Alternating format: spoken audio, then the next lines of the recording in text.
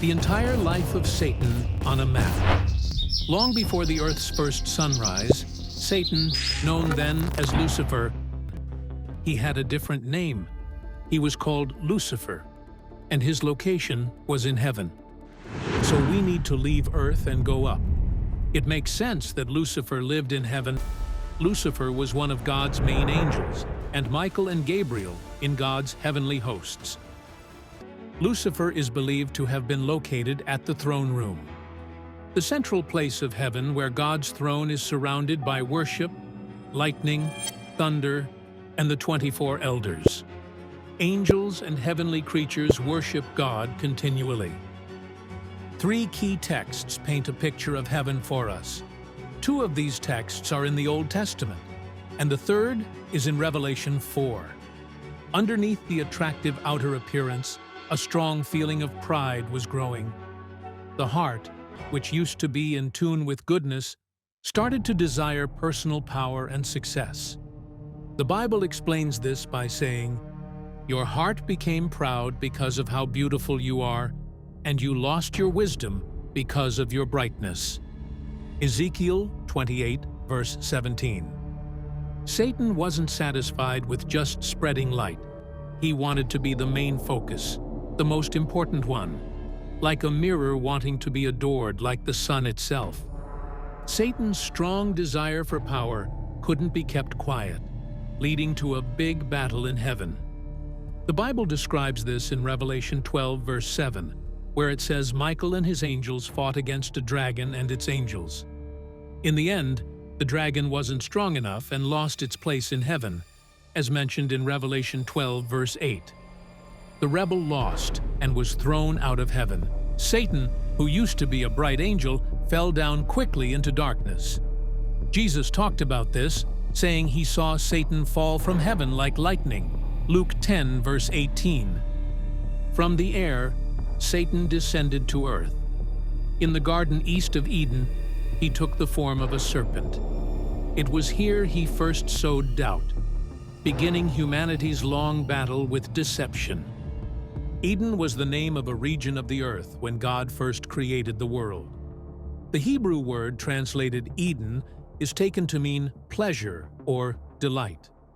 In this area, God planted a garden. In this place, God spent time with the first man, and they had a direct relationship. The only thing the Bible tells us concerning the Garden of Eden's location is found in Genesis. According to the Bible, the area has 4 rivers and an abundance of resources, including fine gold and gemstones. There is no exact knowledge of the identities of the Pishon and Gihon rivers. However, the Tigris and Euphrates rivers are well known.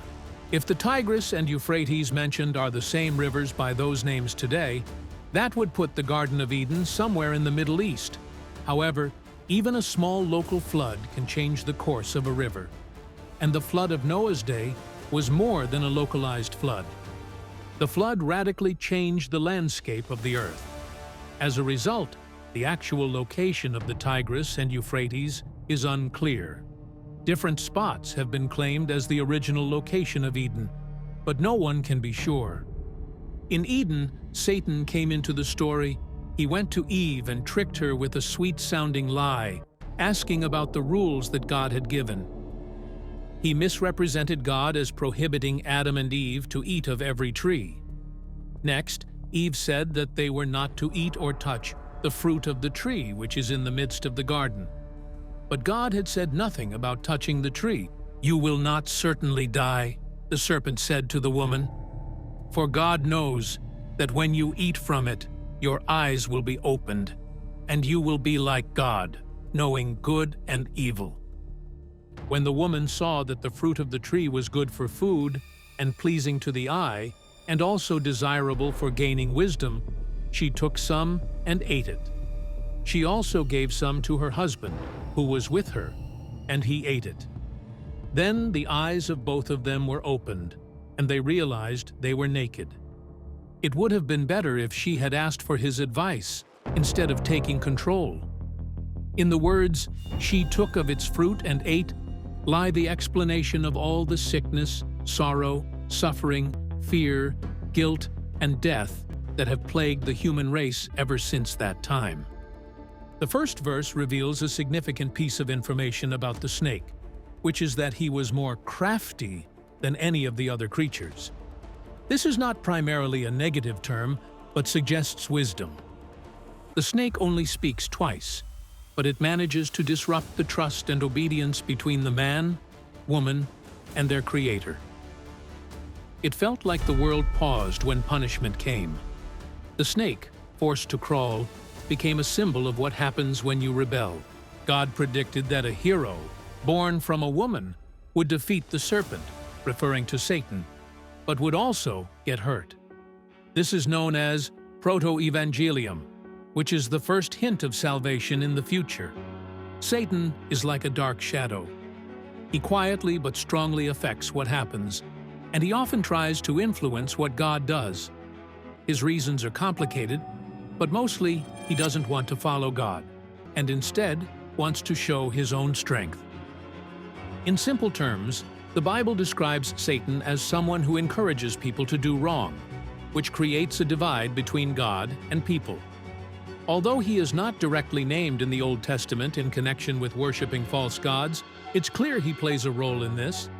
People being tempted to worship idols instead of God is a major issue in the Old Testament.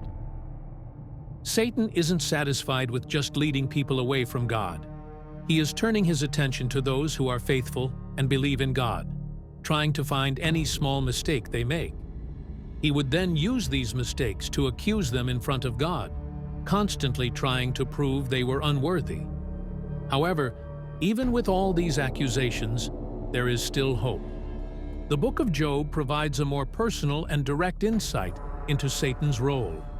Here, Satan challenges a righteous man. Satan's motivation is to prove that Job's faith is not genuine, that it is reliant solely on the blessings he has received.